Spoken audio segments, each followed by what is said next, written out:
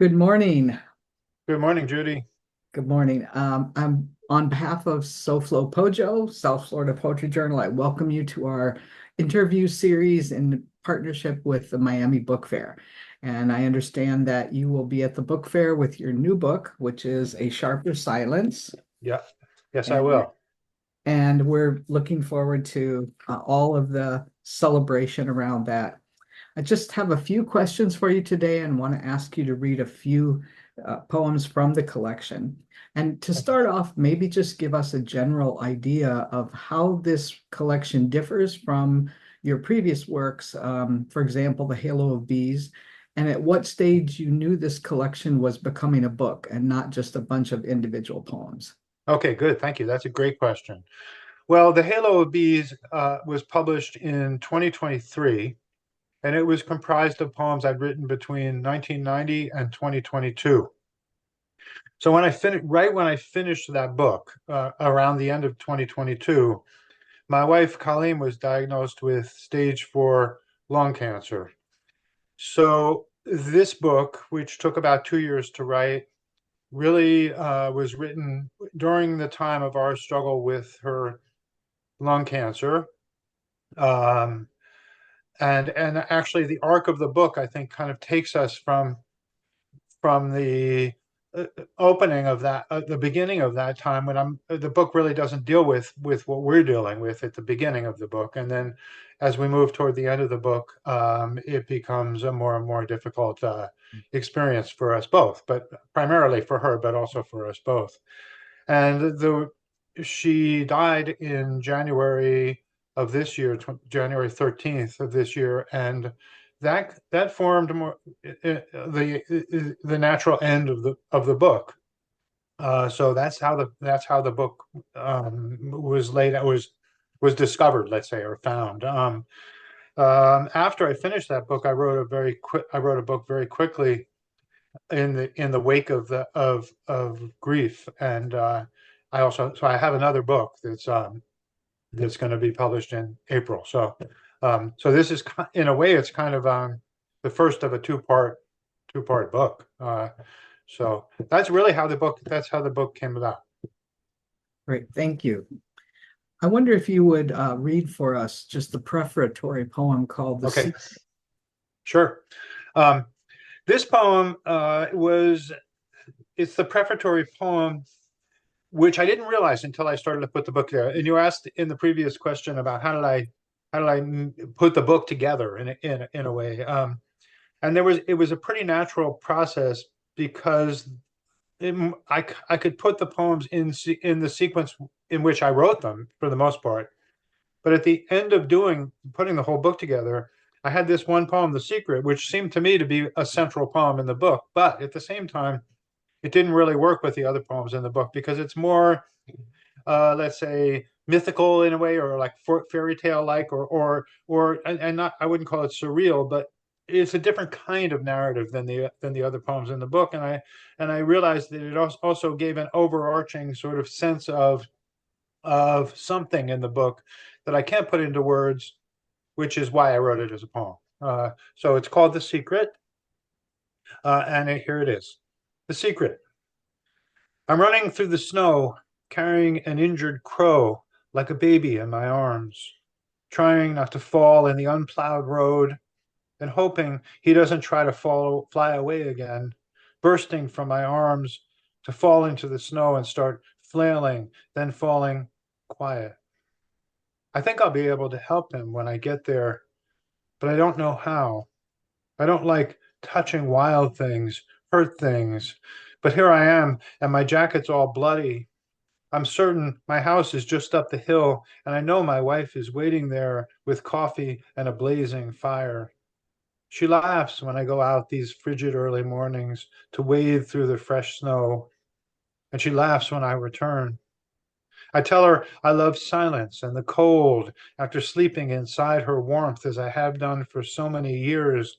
I barely remember any other kind of sleeping, how it would feel now to dream alone, or how it would stun me to wake up without her breathing beside me. I tell her these things, but really I'm searching for something like this darkness I'm carrying now, something I can heal or pretend to. And if this animal is dead by the time I arrive, which I think it will be, at least I'll have his blood on me. At least I'll have his feathers to keep on the bookcase and remind me who I am. And if she's still sleeping by the time I arrive, maybe I'll keep this black bird a secret. After all, I'll bury him in the garden in the snow and let her discover his body in spring when the snow melts enough to plant flowers. So that's the poem, and then then the book actually starts after that. It's a prefatory poem. It's not the first poem in the book in the traditional way. So Wonderful. Thank you very much. The image of the crow is very compelling, and there are recurring images in the poems throughout the book that sort of guide you through the collection. As a reader, you say, oh, I recognize that image, and it's a really great feeling as a reader to encounter those. They sort of provide a kind of a language that helps the reader learn along the way. Most of those are from the natural world, but your view of nature is not the usual view of nature. It's more complicated. Can you talk about the role of nature in your interior life and in this collection? that's a great question. That's a great question, and I almost have to say I don't know the answer to that, but I do know that the nature is. I always go to nature for what I need to say and explore. And I also agree with you that it's not the let's say it's a crow, but and I don't want it to be just a mythical crow, but it's also because I'm thinking of an actual crow, but it's also not the crow that you might see in your tree most of the time, so I don't know how it's a hard question. I'm not sure how to answer the question. One thing you just told me that I really like and I recognize as true right away, but I had not thought of, is the fact that there are a lot of crows in this book. There are a lot of birds, dark birds, and there are a lot of birds in all my work, and I don't know really why that is in a sense. And in a certain sense, I feel like it's okay not to think about why. Well, and just get those birds in there if they function in a way that helps me say what I feel like I need to say. But then again, on the other hand, just to answer the question, probably at too great a length, I have a lot of bears in my work lately. I'm not. I don't really remember whether there are many in this book, but I have a lot of bears that live around my house. I see bears all the time, and they do things that I don't have to do anything about. I just write about what they just did.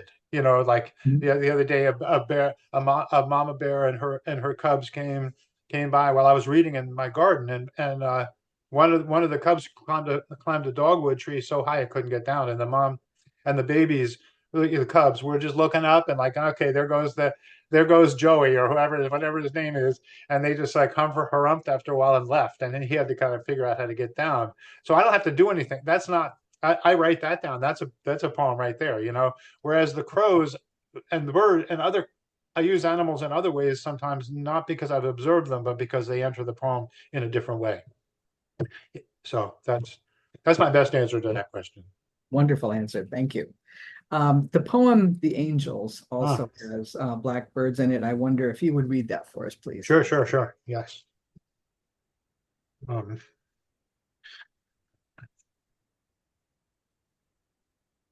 The Angels. As day turned to dusk, we sensed we could feel the people we loved and lost falling like a breeze that suggests itself but never actually awakens the trees. She told me again about the moment she decided to let our first child go so she could go on living herself.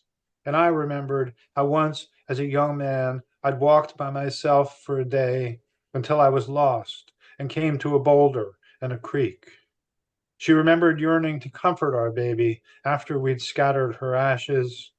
And I remembered that the sun had been warm. The sound of the creek had filled me with something as different from thought or song as a dream. She said she still dreamed of Audrey, our lost child. And then I told her again that when dusk fell, a clutch of black birds landed. Even when I stood up and gestured there in that unfamiliar landscape, they refused to fly away. I think they were hungry, but I had nowhere else to go. So I lay down under stars so sharp in that darkness they hurt my eyes, even when my eyes were closed. All night, those black birds stood watching, waiting for something. Like angels, she said then and laughed, though I don't think she was joking. I'm glad you asked me to read that one because there's a lot in that in this that has to do with our relationship, and it has to do with our different our different personalities and ways we dealt with difficult times in our lives, and, and so it gets all those things in a way that I I trust. Let me say as a poem, and I feel good about. I feel good that I got that down on the page that way. It's one of those poems in which I talk about difficult experiences that we had in our lives, losing our first child. Um, and I think, and I just reading it just now, I realized I'm much more explicit about what she's experiencing than I am about my experience. Mine is more metaphoric in a sense, you know. And I didn't actually do what I'm doing and what the speaker is doing in the poem, whereas what she's discussing or talking about actually happened, you know, and she actually spoke that way. Um, but when it comes to the end, I like the fact that it's very characteristic, would be very characteristic of her and of us to have me talk about something very difficult and have her be able to make it something beautiful and beyond what I would ever have come to on my own. The angels, you know, and laughed, but wasn't. And she had this openness to what you might call the metaphysical that I was always skeptical about, you know. So she would laugh, but I knew that she wasn't joking, you know. So it's I like it, and I also like the fact that here I'm always distrustful of speaking only as myself, like, you know, it like my true self. And this one does, I do that. A lot of times I kind of make a mythical version of myself in order to talk about difficult things. And I don't feel like I do that here. I actually don't feel like I do that in other parts of the book either, which is one thing I like about this book. So Wonderful. thank you for Thank that. you. Thank you for that. Thank you for that. It's interesting you mentioned the, the weightiness of some of the losses and things in the poems, not just that poem, but many of the poems. And as the third section of your book goes on, the poems become longer, and you see a couple of prose poems in there that you hadn't seen earlier in the book, and yet you have that recurring imagery and words that are coming up, the wounded animals, the secrets, the silence, all bringing the reader into a very powerful experience, and they're all in correct proportion, which is amazing.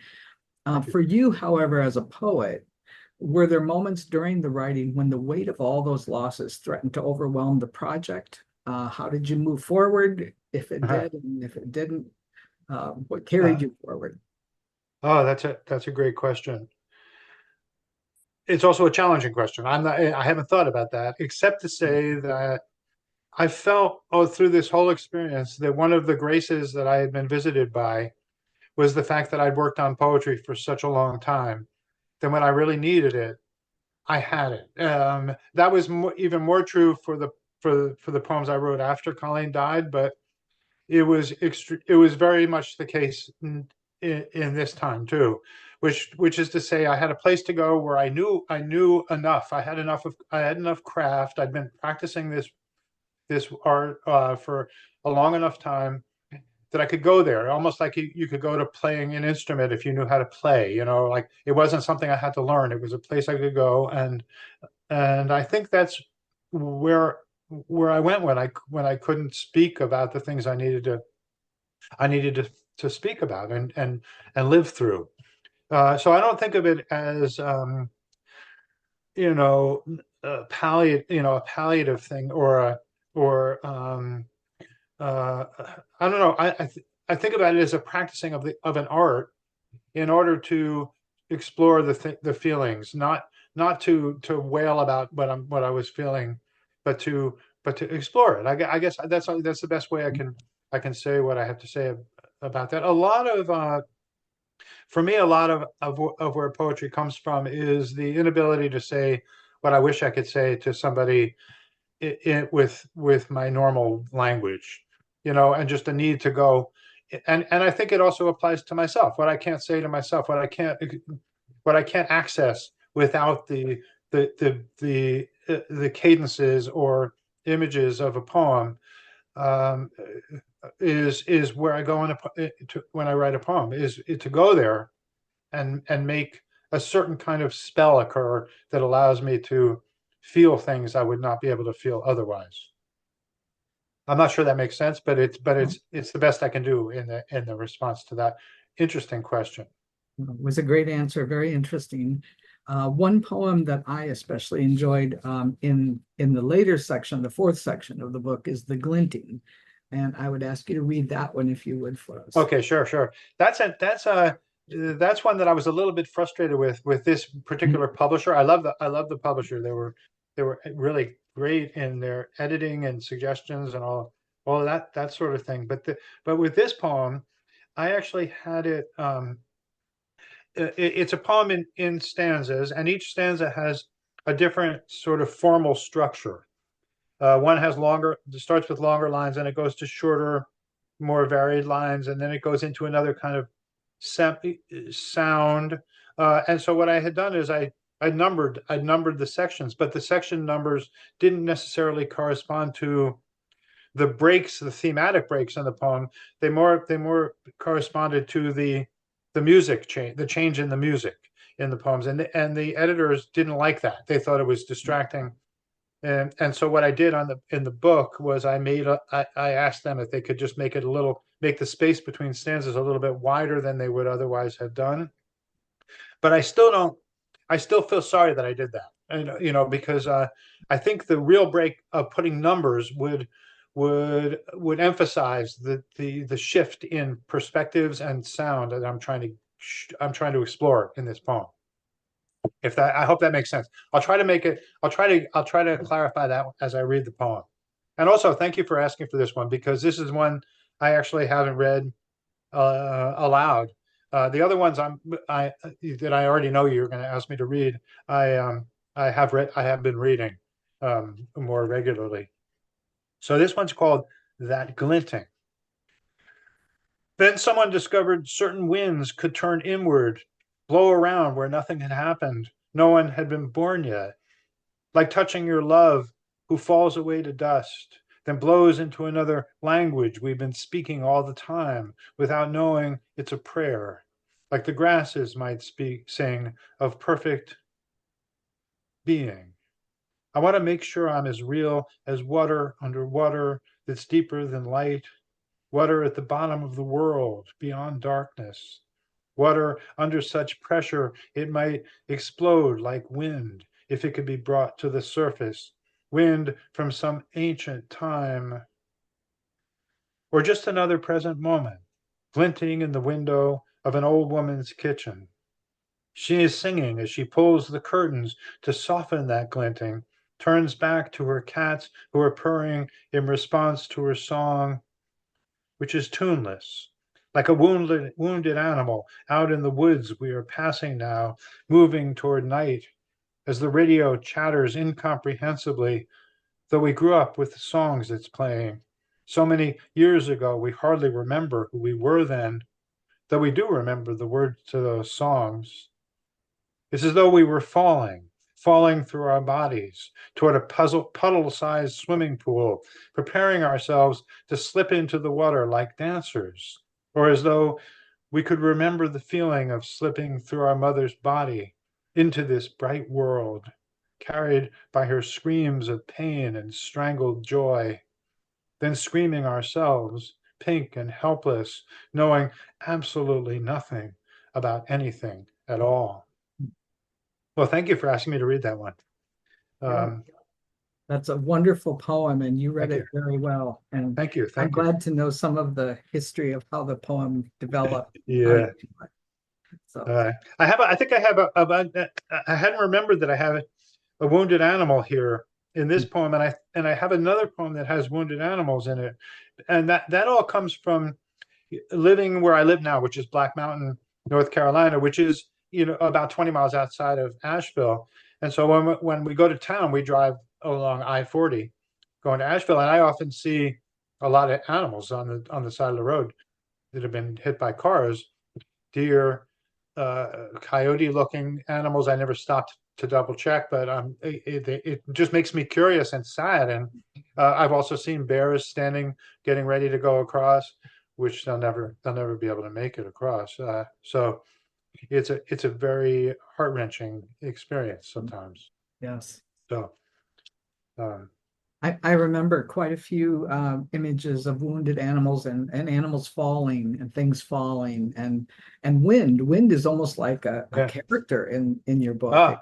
All throughout, it's just the breath and the wind is recurring.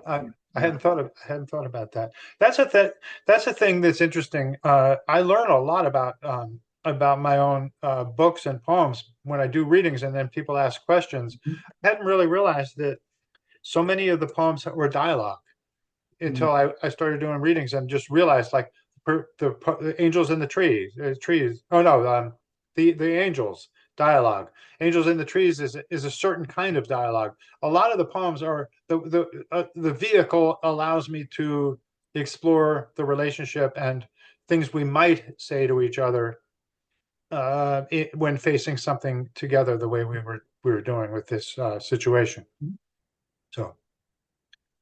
You mentioned earlier a sort of semi-surrealist part to one of your poems, and I would never say that you're a surrealist poet, but there are surreal moments in your poems, and they feel like an important departure.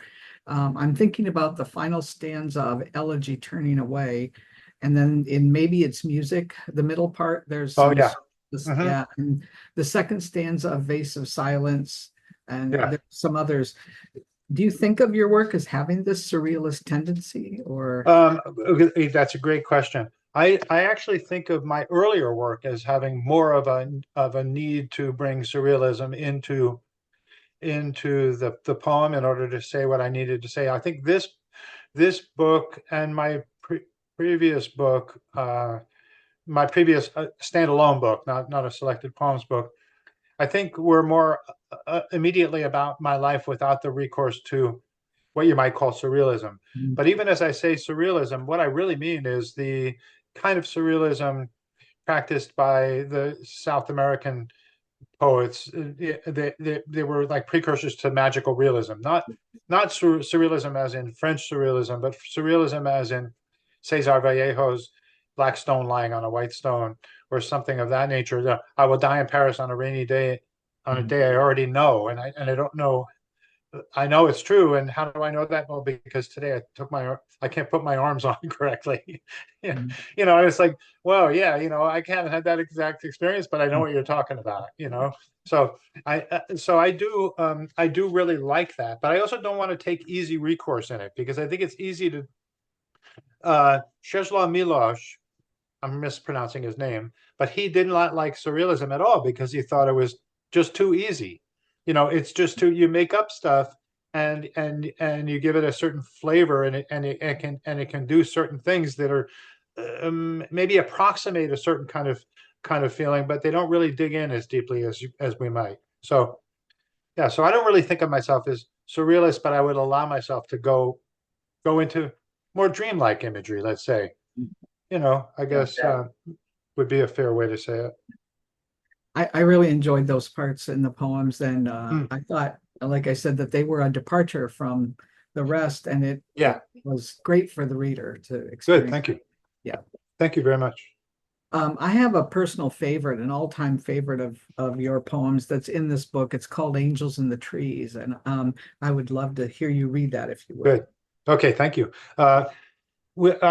Elizabeth Jacobson read this one at Collins Memorial in Miami in March, and before she read it, she said, Judy Ireland really likes this poem, and I found it, and I wanted to read it. So thank you very much. I like it too. It's gone through various iterations in its life. It's probably the only poem in this book that I had written earlier and then it just fit the book perfectly. But I changed it. It used to be a prose poem, and Mhm. it works better this way, I think. And it's also a poem that's exactly this is exactly a document. It's an exact document of something that actually happened. So, it's good. I like it for that reason too. So it's called Angels in the Trees. My wife drapes her drying dresses across the mountain laurel branches. She forgets them all night. And in the morning, walking out, she thinks for a moment she sees a choir of angels standing at the edge of the woods, watching her. But it's only her dresses, full of dew and smelling clean as snow. Her most beautiful dress hangs deeper in the woods, higher in the branches. We wonder how it got there as I prop a ladder inside the flurry of twigs and leaves, climb up, and carefully carry it down. It's covered now in tiny inchworms, so we hang it in the sun and watch them slip to the ground on their strands of glinting filament. Then she puts it on. This dress I bought her when we were still almost children. She stopped and gasped when she saw it in the shop window. It fit perfectly then, but she looks even more beautiful now, all these years later, as she walks around the garden, smiling at the new flowers, barefoot in the sun. Thank you. If Wonderful. you asked me to read that one. Thank you. Thank you. What's next for you, Michael? You've talked about the new collection that's going to be published. I assume that's finished. Yeah, that's finished. It's coming out in April of next year. Great. Are you already working on more poems for a new Yeah, collection? yeah, yeah, yeah. I have maybe 40 poems done right now Wow. that are not done. Okay, 40 poems that I have put into the pile of maybe done. Which Yeah. means like when I get to 60 or so, I'll start to go through and like see which ones work and how they connect, and see what's there basically. I don't do too I mostly work by writing and putting the poems away, maybe revising them so that they'll stay intact, enough, but not finishing them, putting them away, and then going to the next one, going to the next one, and just keep it going that way. What that allows me to do, I think, is to make for coherent books, thematically coherent books, without thinking about my intention. If I hope that makes sense. Like because I work carefully. I mean, because I work consistently day by day, I'm inevitably kind of thinking about or going through or experiencing, wrestling with the same sorts of or similar questions or difficulties. So if instead of thinking, well, I'm going to write a book about marriage or some aspect of nature, which I know many writers do that. I have a project. I don't have a project like that. I just work every day and then go through and discover what the book is about. That's really how I work. And the book is about what I discover as I revise the poems and start to put them next to each other and realize what's there. So my way of working is very much a formal, I would call it a formal way of working, which is to say, I basically start every writing with a cadence or a sound, and then follow it wherever it'll go. And if it feels like it's a whole, there's a wholeness to it, then I put the piece aside without without thinking too much about what is it about or anything. If it feels good, I keep it, and then I later go through and work on it more. So yeah, Uh, I'm working I'm pretty close to what I might start to look back at.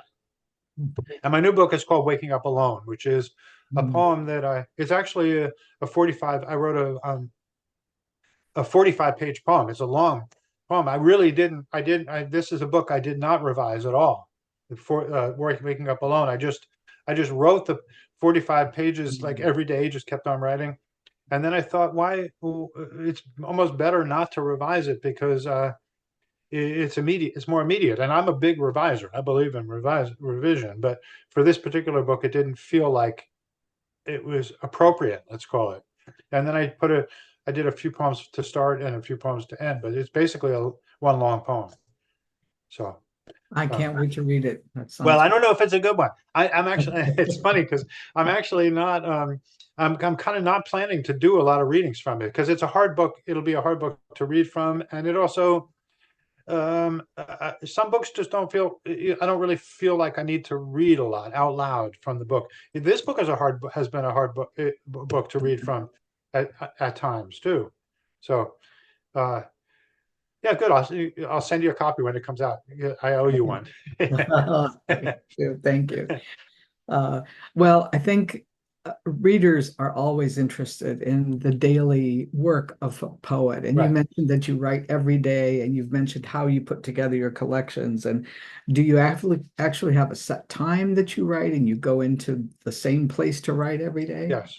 Yeah. I do. And when I say every day, I mean, come on, we're not like puritanical about it. I miss some days, but I definitely find that writing every day is very important for me. I think it's very important for any writer. And I would actually even say particularly for a poet, because we connect to what we wrote yesterday and we make what we're going to write tomorrow. And we have this, you know, connection with ourselves and our intentions that we don't really understand until, just as I was saying, until we look back, so I don't like to lose the thread of whatever's going on.